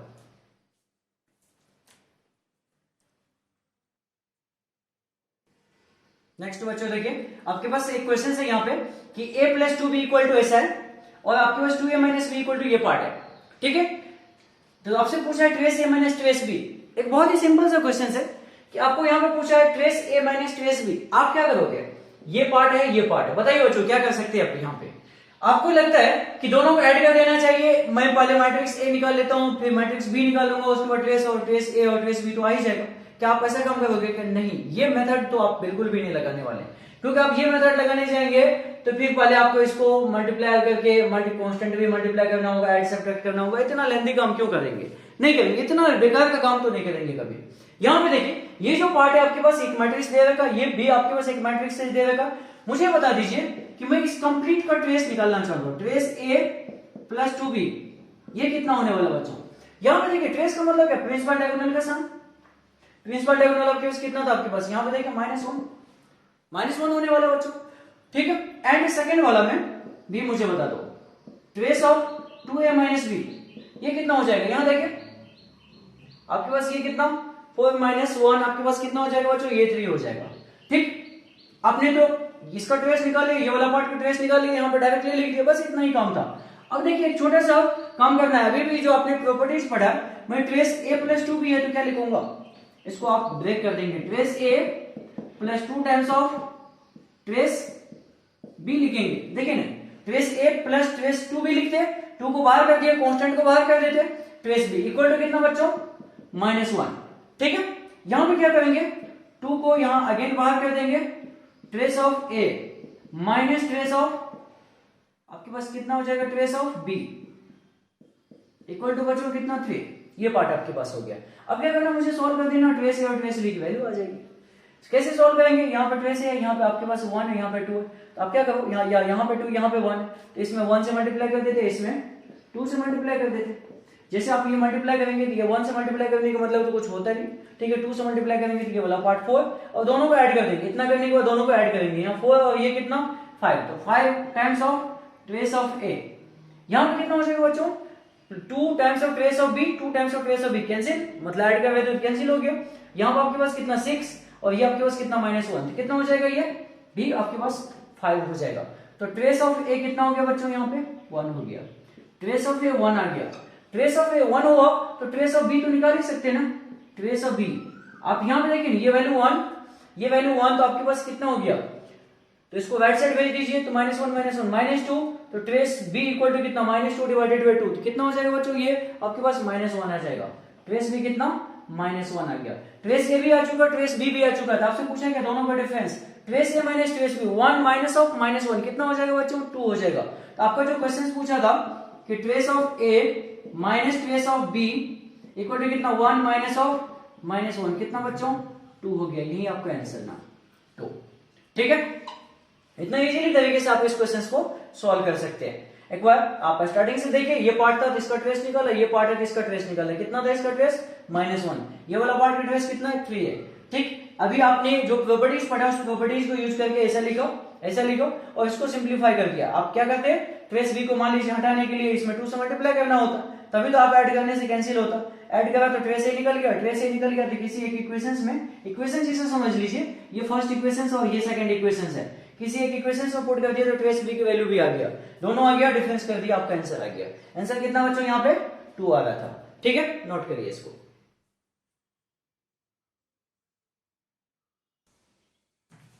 नेक्स्ट क्वेश्चन देखिए बच्चों, आपके पास क्या है, a इक्वल टू यहाँ पे एक मैट्रिसेज दे रखा है, b इक्वल टू भी एक मैट्रिसेज दे रखा है। ठीक है, यहाँ बोलता है ट्रेस ऑफ a, इस मैट्रिक्स का ट्रेस निकाल लीजिए, इसका भी ट्रेस निकाल लीजिए, ये दोनों क्या बोल रहे हैं, इक्वल है।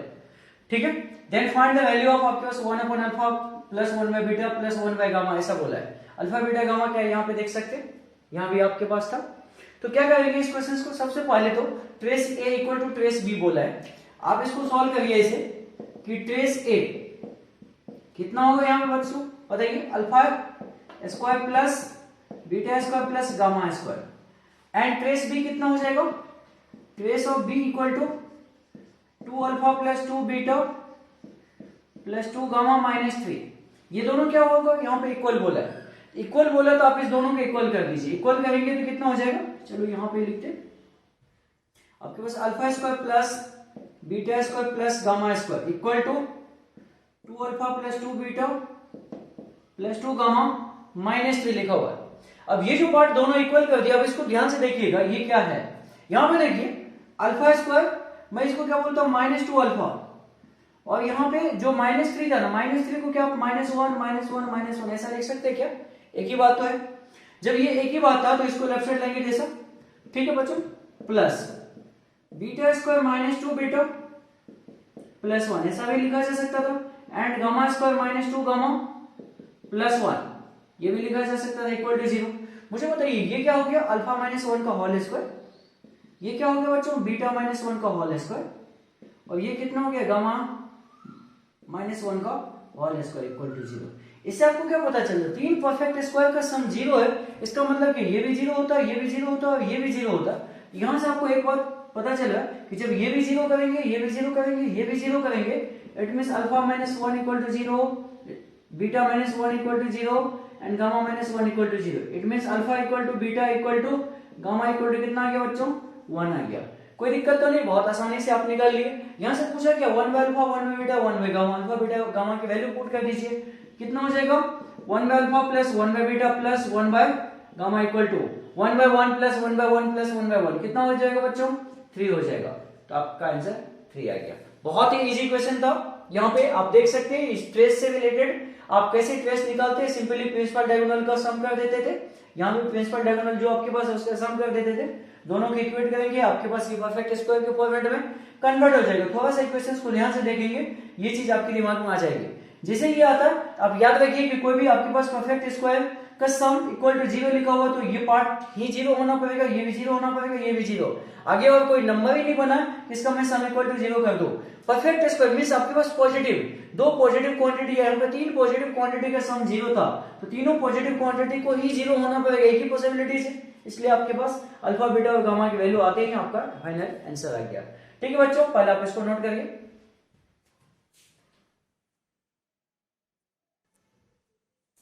नेक्स्ट देखिए बच्चों, हम लोग बात कर लेते हैं कि equality of 2 matrices, 2 matrix equal होता है तो क्या सेंस निकल के आता है। मान लीजिए कि 2 मैट्रिक्स आपके पास इक्वल तभी होंगे जब उसके पहली बात तो एक यहां पे ध्यान देने वाली बात है क्या बच्चों, ऑर्डर, एंड दूसरा क्या, corresponding elements are also same. मतलब मैं क्या बोला यहाँ पे कि आपके पास ऑर्डर भी सेम होना चाहिए और आपके पास करस्पॉन्डिंग एलिमेंट्स भी सेम होना चाहिए 2 मैट्रिक्स का, तभी दोनों मैट्रिक्स इक्वल कहलाता है, अदरवाइज नहीं। मान लीजिए ऑर्डर सेम हो गया, कॉरस्पॉन्डिंग एलिमेंट सेम नहीं है, तो हम क्या दोनों के इक्वल बोलेंगे? नहीं, कॉरस्पॉन्डिंग एलिमेंट सेम है, आपके पास ऑर्डर डिफरेंट जैसा कुछ बात बोल देगा, मतलब एक मान लीजिए 2 into 3 का, एक 3 into 2 का, तो इक्वल हो सकता है क्या? पहली बात तो हम यही रिजेक्ट कर देंगे कि इक्वल नहीं होगा। दो मैट्रिक्स इक्वल तभी होते हैं जब उसके ऑर्डर इक्वल होते हैं और कॉरस्पॉन्डिंग एलिमेंट भी इक्वल होता है। सिंपल सा, मतलब आप ऐसा समझते हैं, दो मैट्रिक्स आपके पास ए और बी है, ये इक्वल होंगे, मतलब ए इक्वल टू बी होंगे। इसका क्या सेंस है? मान लीजिए कोई एक मैट्रिक्स आपके पास है ए I J M cross N का, और बी इक्वल टू आपके पास बी आई जे आपके पास पी इंटू क्यू का है। ये दोनों के दोनों इक्वल होंगे, ए और बी इक्वल मैट्रिक्स कहलाएंगे तभी जब आपके पास ऑर्डर सेम हो और ये कॉरस्पॉन्डेंस एलिमेंट भी सेम हो। ये जो एलिमेंट आपके पास है, एलिमेंट भी सेम हो। ऑर्डर सेम का मतलब आपके पास यहाँ m इंटू एन का, तो यहाँ भी m इंटू एन का ही होना चाहिए। It means m equal to p और n इक्वल टू q जैसा कुछ बोल देंगे, and a i j equal to b i j हो जाना चाहिए। एंड a i j मतलब आपके पास equal to b i j, element तो बिल्कुल भी सेम होनी चाहिए, कॉरस्पॉन्डेंस एलिमेंट बच्चों। जैसे मान लीजिए इसका फर्स्ट रो फर्स्ट कॉलम का, तो इसका भी फर्स्ट रो फर्स्ट कॉलम का सेम होना चाहिए। इसका मान लीजिए थर्ड रो सेकंड कॉलम का, इसका भी थर्ड रो सेकंड कॉलम का सेम एलिमेंट होना चाहिए। तो ये कॉन्सेप्ट होता है, हमारे पास दोनों मैट्रिक्स इक्वल हो जाते हैं। सिंपल से इसको एक एग्जांपल से भी समझते हैं। सबसे पहले आप इसको एक बार लिख लीजिए, मैं एक एग्जांपल से आपको ये चीजें एक्सप्लेन करता हूं कि दो मैट्रिक्स इक्वल होगा तो हम लोग कैसे क्वेश्चंस को सॉल्व करेंगे। बहुत ही सिंपल सा कंसेप्ट बच्चों। देखिए, यदि हम यहाँ पे बात कर ले कि दो मैट्रिक्स इक्वल है तब हमारा कैसा होगा, तो मान लीजिए इक्वेशंस के फॉर्मेट में मैं आपको दे देता हूं। मान लीजिए क्वेश्चन है कि if x minus y 2x plus z, ठीक है, यहां पे आपको बोला 2x minus y and 2z plus w equal to एक और मैट्रिक्स है जो दोनों इक्वल है। ये कितना बच्चों? -1 5 आपके पास 0 एंड 13, कुछ भी ऐसा रैंडमली ले लियो आपके पास। ये दोनों क्या है? यहाँ पे इक्वल है। तो आपसे पूछा then find x, y, z and w, ये सभी वैल्यूज निकालने बच्चों। कैसे निकालोगे आप? क्या करोगे? बहुत ही सिंपल सा तरीका से आप सॉल्व कर लेंगे कि दोनों मैट्रिक्स इक्वल है। पहली बात तो देखिए, ये क्या है? 2 into 2 ऑर्डर का है, ये भी आपके पास किस ऑर्डर के बच्चों? 2 into 2 ऑर्डर के। कोई दिक्कत नहीं, ऑर्डर तो सेम है पहली बात तो, एंड कॉरस्पॉन्डेंस एलिमेंट भी सेम होना चाहिए क्योंकि इक्वल लिखा है यहाँ पे, ठीक। तो कॉरस्पॉन्डेंस एलिमेंट सेम का मतलब क्या? आप क्या बोलेंगे? इसको यदि आप सॉल्व करने जाओगे तो x minus y equal to -1 लिखोगे, 2x plus Z equal to 5 लिखोगे, यहाँ पे again 2x minus y equal to कितना? 0 लिखोगे, and 2z plus w equal to 13 लिखोगे। फर्स्ट और थर्ड को सॉल्व करेंगे, x और y की वैल्यू आ जाएगी बच्चों। फर्स्ट और थर्ड को सॉल्व करेंगे तो x की वैल्यू आपके पास आ जाएगी 1, y की वैल्यू आपके पास आ जाएगी 2। x की वैल्यू 1 एंड y की वैल्यू कितना बच्चों? 2 हो जाता है। जब आपके पास x और y आ गया ये दोनों को सॉल्व करने के बाद, तो यहाँ पे x की वैल्यू रख देंगे तो z भी आ जाएगा। z कितना आ जाएगा? यहाँ पे वैल्यू पुट कर दीजिए, x की वैल्यू 1, आपके पास ये 2, तो ये कितना हो जाएगा बच्चों? 3 हो जाएगा। z की वैल्यू 3 हो गया, तो यहाँ से w कितना हो जाएगा ये बता दीजिए बच्चों। आपके पास z की वैल्यू 3, तो आपके पास 6 इधर सेपरेट कर देंगे तो ये कितना आ जाएगा? 7 आ जाएगा। x, y, z और w जो भी पूछा था, देखिए कितना इजीली तरीके से आप इस क्वेश्चन को सॉल्व कर लेते हैं। ये तो बहुत ही सिंपल तरीके के क्वेश्चन हो गए आपके सामने। दो मैट्रिसेस है, दोनों इक्वल होता है, हमारे सामने से कुछ अननोन्स बना दिए जाते हैं और अननोन की वैल्यू पूछ ली जाती है। कोई दिक्कत नहीं बच्चों, इसमें तो कुछ खास बात है ही। चलिए इसको एक बार नोट कर लीजिए।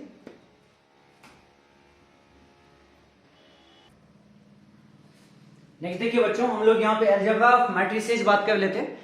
मैट्रिसेस का क्या अलजेब्रा होता है? अलजेब्रा का मतलब आप डायरेक्टली वे में ये समझते हैं कि आपके पास ऐड करना, सब्ट्रैक्ट करना, मल्टीप्लाई करना, डिवाइड करना, ठीक है बच्चों। तो यहाँ पे आपके पास मान लीजिए कि दो मैट्रिसेस होगा ए और बी, दोनों को ऐड करना होगा या सब्ट्रैक्ट करना होगा, मल्टीप्लाई करना होगा, डिवाइड करना होगा। यही सब चीज आप यहाँ पे देखेंगे। तो मैं यहाँ पे बात कर लेता हूँ कि सबसे पहले एडिशन या सब्ट्रैक्शन के बारे में क्या होता है। अलजेब्रा में नंबर 1 क्या था? एडिशन या सब्ट्रैक्शन कर लेना। एडिशन या सब्ट्रैक्शन करने का मतलब ये होता है, दो कोई भी मैट्रिसेस आपके पास ए और बी, यदि मैं दोनों को ऐड करता हूं या सब्ट्रैक्ट करता हूं, तो पहली बात जो ध्यान देने वाली बात है बच्चों, दो मैट्रिसेस को मैं यदि ऐड करूंगा या सब्ट्रैक्ट करूंगा तो उसके ऑर्डर सेम होने चाहिए। क्या लिखा है यहाँ पे? Same order. दोनों के ऑर्डर सेम होने चाहिए। यदि ये 3 into 3 का, ये भी 3 into 3 का होना चाहिए, ये 2 into 3 का, तो ये भी 2 into 3 का होना चाहिए। सेम ऑर्डर के होंगे तभी मैं ऐड या सब्ट्रैक्ट कर पाऊंगा, अदरवाइज नहीं कर पाऊंगा। ठीक है, तो मान लीजिए आपके पास दो मैट्रिसेस था सेम ऑर्डर का, दोनों का आपने ऐड करा। ठीक है, ये भी मान लीजिए m इंटू एन का, ये भी m इंटू एन का, हम ऐड करेंगे। इसका मतलब क्या हुआ कि ऐड करने से क्रॉसपोंडेंस एलिमेंट ऐड हो जाता है बच्चों। क्रॉसपोंडेंस एलिमेंट का मतलब क्या, ये वाला पार्ट और ये वाला पार्ट आपके पास ऐड हो जाएगा। कैसे, हम इसको न्यूमेरिकल से तो समझेंगे, साथ में आपको यहाँ पे मैं बता दूं, दोनों का ऐड करके मान लीजिए आपने बोल दिया कितना, आपके पास सी आई जे, ये पार्ट आपने बोल दिया, क्या है यहाँ पे सी आई जे, मतलब दोनों का ऐड करने से कुछ बन रहा होगा, एक नया रिजल्ट बन रहा होगा, ऐसा बोला। जहां पे सी आई जे क्या था आपके पास, ए I J plus B I जे। जैसे मान लीजिए कि इसके फर्स्ट रो फर्स्ट कॉलम, इसके फर्स्ट रो फर्स्ट कॉलम, इसके सेकंड रो सेकंड कॉलम, इसके सेकंड रो सेकंड कॉलम, इसके थर्ड रो सेकंड कॉलम, इसके थर्ड रो सेकंड कॉलम आपस में ऐड होगा या नहीं तो सब्ट्रैक्ट हो रहा होगा। ठीक है बच्चों, क्रॉसपोंडेंस एलिमेंट ऐड होने या सब्ट्रैक्ट होने का मतलब ये होता है कि इसका जो ऑर्डर का जितना नंबर का एलिमेंट है उतना ही एलिमेंट के साथ यहाँ पे ऐड होने वाला। बाकी नहीं, ऐसा नहीं कि मान लीजिए इसका first order first row first column का लेता हूं, इसका सेकंड रो थर्ड कॉलम के साथ ऐड हो जाएगा, ऐसा नहीं होता है। हमारे पास ऑर्डर यहाँ पे ध्यान रखने वाली बात होती है कि जैसे मैं यहाँ पे ऐड करूंगा, यहाँ पे फर्स्ट रो फर्स्ट कॉलम का, यहाँ भी फर्स्ट रो फर्स्ट कॉलम के होने वाले बच्चों। बस इतना सा बात था, यही चीज आपको यहाँ पे मेंशन करवाएगा कि C I J equal to A I J plus होगा तो प्लस या माइनस होगा तो माइनस लिख लेंगे। आई जे के किसी भी वैल्यूज के लिए आप ऐसा काम करते हो। ये तो हो गया एडिशंस की बात। मैं आपको एक एग्जांपल्स में भी समझा दूं। मान लीजिए a इक्वल टू जैसे 1 2 3 4 है, ठीक है, एंड b इक्वल टू मान लीजिए आपके पास 4 5 6 7 ऐसा है। मान लो मुझे दोनों को ऐड करना है, कितना होगा बताइए। पहली बात तो ये 2 इंटू 2 ऑर्डर का, ये भी 2 इंटू 2 ऑर्डर का, दोनों को मैं यदि ऐड करूंगा तो क्या बोलेंगे 1 और ये 4, कितना हो जाएगा 5, ये 2 और ये आपके पास कितना 5 7 हो जाएगा, ये कितना हो जाएगा बच्चों 9 और ये कितना हो जाएगा यहाँ पे 11 हो जाएगा। देखिए ऐड करके डायरेक्टली लिख दिया। क्या करो 1 और 4 को ऐड करो, 2 और 5 को ऐड करो, 3 और 6 को ऐड करो, 4 और 7 को ऐड करो। क्या होता है, क्रॉसपोंडेंस एलिमेंट ऐड होता है। यही आपके पास a प्लस बी सब्ट्रैक्ट करना होता तो सब्ट्रैक्ट करके लिख लेते, कोई दिक्कत वाली बात नहीं। इसमें कुछ बेसिक प्रॉपर्टीज है दो, वो देख लीजिए क्या है। सबसे पहला a plus B equal to B plus A, ये कोई प्रॉपर्टीज है क्या, लेकिन क्या करेंगे, ठीक है नाम है इसका, क्या क्या बोलते हैं इसको, कम्यूटेटिव लॉ। कम्यूटेटिव लॉ आपके पास a plus B equal to B plus A, इसमें हम ये बोल सकते थे मैट्रिक्स का जो आप एडिशंस करते हैं उसमें आपके पास कम्यूटेटिव लॉ फॉलो करता है, मतलब a plus B equal to B plus A लिखने से कोई दिक्कत नहीं होती है। यहां पर देखिए a plus B plus C equal to A plus B plus C, bracket यहाँ इस दोनों में लगाए इस दोनों में लगाए, क्या ही फर्क पड़ता है, रिजल्ट में कोई फर्क नहीं पड़ेगा। क्या ये कोई लॉ होता है क्या, इसको बोलते हैं एसोसिएटिव लॉ बच्चों, कोई दिक्कत नहीं। ठीक है, बार इसको देख लीजिए, a plus 0 equal to 0 plus A बोल सकते हैं या इक्वल टू ए बोल सकते हैं। अब कोई भी एक मैट्रिक्स में हम लोग नल मैट्रिक्स के साथ ऐड करें तो क्या ही चेंजेस होने वाला, कुछ चेंज नहीं आने वाला, कोई फर्क नहीं पड़ने वाला बच्चों। तो ठीक है, तो यहाँ पे जब 0 है, 0 को क्या बोला, एडिटिव आइडेंटिटी, एक ऐसा मैट्रिक्स जो किसी मैट्रिक्स के साथ ऐड करने पे कोई चेंज या कोई फर्क नहीं दिखे आपको, उसी को बोलते हैं हम एडिटिव आइडेंटिटी बोलते हैं बच्चों। ठीक है, अगला यहाँ पे a plus minus A equal to 0, आपके पास ये दोनों को ऐड करेंगे तो 0 0 का मतलब नल मैट्रिक्स ऐसा बोल सकते हैं। यहाँ पे जो माइनस ए हुआ, माइनस ए को क्या बोलते हैं, एडिटिव इनवर्स बोलते हैं। एक मैट्रिक्स और उसी का एडिटिव इनवर्स को ऐड करने से 0 रिजल्ट दे देता है। ठीक है, सिंपल सा बात है।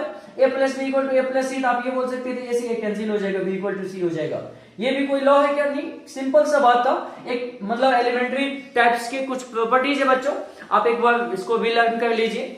कभी भी किसी चीज का भी जरूरत कहीं पे भी हो सकती है, ऐसा नहीं है कि किसी भी चीज को छोटा आंक के जो भी पार्ट है, छोटे से छोटा पॉइंट सबको हमें ध्यान में रखना होता है। इसको एक बार नोट कर लीजिए, मैं फिर आगे बात करते हैं।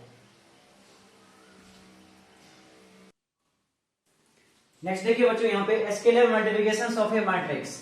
आपके पास क्या स्केलर मल्टीप्लिकेशंस, कोई भी एक मैट्रिक्स में कोई कांस्टेंट मल्टीप्लाई कर देते तो कैसा होता है, कोई भी एक मैट्रिक्स में कोई स्केलर क्वांटिटी मल्टीप्लाई कर देते तो कैसा होता है। स्केलर मींस आप ये बोल सकते थे कि रियल भी हो सकता था, ये इमेजिनरी क्वांटिटी भी हो सकती थी, कोई दिक्कत वाली बात नहीं है बच्चों। ठीक है, तो आपके पास कोई एक मैट्रिक्स है, इसमें कोई स्केलर मल्टीप्लाई कर देने से यहाँ पे ये स्केलर क्वांटिटी, ये constant quantity each and every element के साथ जाके मल्टीप्लाई हो जाता है। मैं क्या बोला बच्चों यहाँ पे कि कोई भी कांस्टेंट क्वांटिटी किसी मैट्रिक्स में मल्टीप्लाई करने का क्या मीनिंग होता है, वो कांस्टेंट क्वांटिटी मैट्रिक्स के ईच एंड एवरी एलिमेंट के साथ जाके मल्टीप्लाई हो जाता है। लेकिन जब आप डिटर्मिनेंट पढ़ोगे नहीं तो वहां पे ये नहीं होता है। वहां पे क्या कंसेप्ट होती है, किसी भी कांस्टेंट से मल्टीप्लाई करने पे वो कांस्टेंट किसी एक रो या किसी भी एक कॉलम में जाके मल्टीप्लाई होता है बच्चों।